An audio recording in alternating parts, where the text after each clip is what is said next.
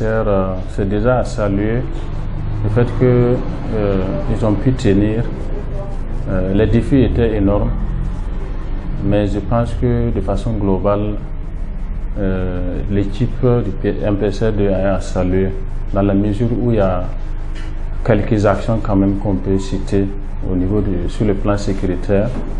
Le maillage du territoire national, on sent que le territoire est bien enveloppé avec en tout cas des moyens logistiques très importants. Et quand on regarde nos combattants, on sent que de par le passé, ils n'étaient pas équipés de la sorte. Voilà, ça c'est déjà un point positif. Du côté de, je vais aller directement sur l'aspect communication.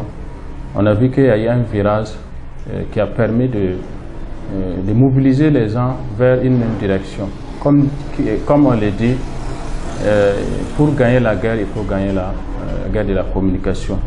C'est très important. On voit que là-bas également il y a des efforts qui ont été faits pour pouvoir appeler tous les médias du Burkina à accompagner l'initiative, à accompagner les efforts du président et des forces combattantes, à les encourager et à tenir un message positif. C'est ça les médias. Le rôle du média, c'est ça. Arriver quand même à suivre le contexte, à orienter la population, à dire à la population, soutenons l'action. Après la guerre, quel qu'en soit ce qui va arriver, nous devons gagner la guerre. Regardez le courage.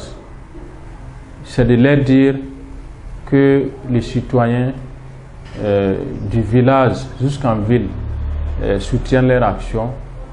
Les citoyens burkinabés aient du cœur avec eux dans les prières, dans les sommets, dans toutes les actions que nous menons. Je pense que nous avons au cœur, nous nous réveillons avec l'esprit de soutenir, par exemple, avec des messages forts, avec des encouragements envers ces combattants-là.